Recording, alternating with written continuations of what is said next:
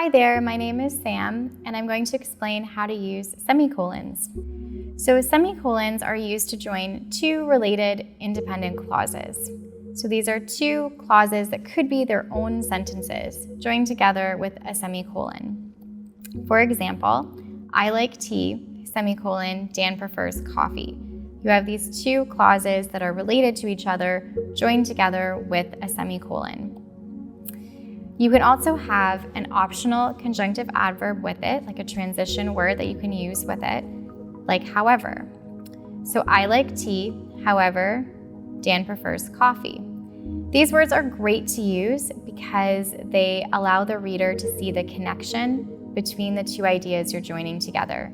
Although they're not necessary, I would definitely recommend using them in your writing. So semicolons can also be used as super commas in lists.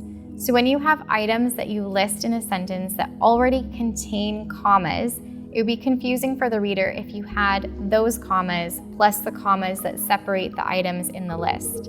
For example, I have lived in London, Ontario, London, United Kingdom, and Paris, France.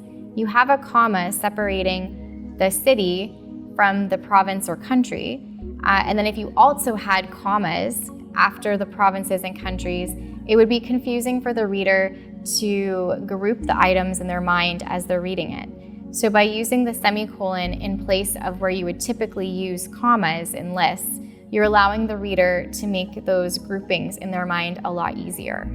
You can see in the second example, this doesn't have to be with just places, it could be with anything where you have at least one of your items in the list that already has commas. So the second example, she knows Jane, comma, the teacher, semicolon, Maria, comma, the principal, semicolon, and Amir, comma, the coach. Each one of those has a comma inside of it, so it makes sense to use a semicolon to separate the items so the reader can easily understand the information you're providing. So let's look at these sentences. I have 5 sentences here on this slide, and they have errors on them. So how would you correct the following sentences to use semicolons correctly? So let's take a look at what's wrong with these sentences. So in the first one, the company went bankrupt, therefore I didn't receive my product. When you look at bankrupt and therefore, what do you notice about the punctuation? Is it in the right spot? It's not. So you would actually have to have the semicolon before you have that transition word therefore, like the example we saw earlier with however. So the semicolon would go after bankrupt and the comma would go after therefore. In the second sentence, she hired an interior designer because she hates do-it-yourself projects. So here you have a semicolon, but it's joining an independent clause and a dependent clause. You can tell it's a dependent clause in the second half because of the subordinating conjunction because. So when you notice that, you don't have 2 independent clauses that it's joining, and you have to change the sentence to either remove the semicolon or remove the word that makes it a dependent clause. So here you could do one of 2 things. So you could make it be she hired an interior designer and get rid of the semicolon because she hates do-it-yourself projects. Or you could get rid of the because she hired an interior designer, she hates do-it-yourself projects, and keep that semicolon there. What you can do is you shouldn't have a semicolon where it's joining an independent and dependent clause because it's not used in that context. Number 3, James lost his phone, so he went to the store to buy a new one. So in this case, you have one of those fanboys words, so, that you use as a coordinating conjunction, typically with commas.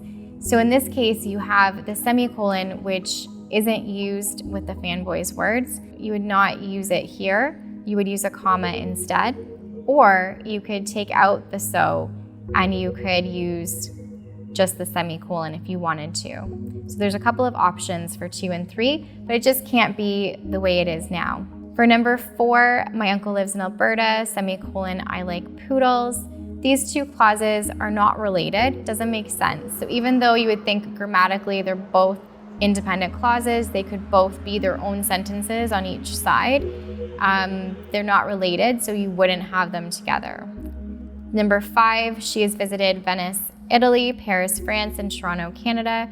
So these ones here, you see how you have all commas, and it's hard for the reader to separate the different ideas when they look at the sentence. So this would be a good spot to use the semicolons in place of where you would typically use commas in a list.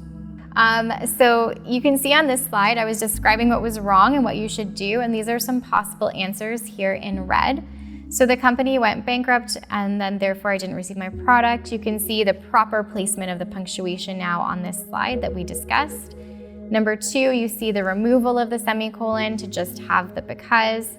Number 3, you see the removal of the semicolon again to have a comma with so.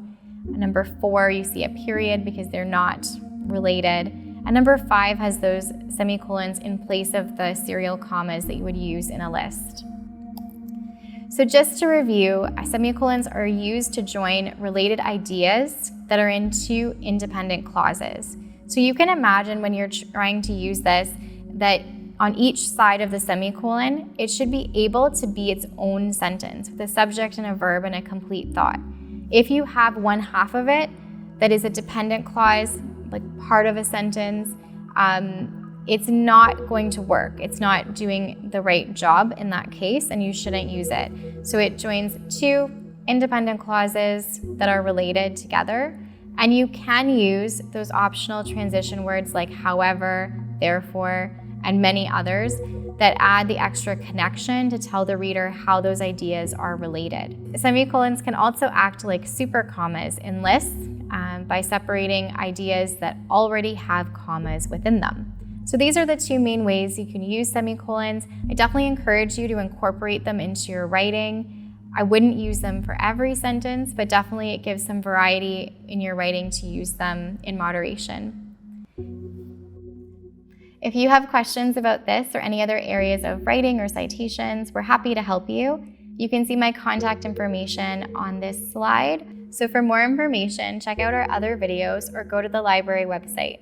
You can find links in the description below. Thanks so much for watching. I hope you have a great day.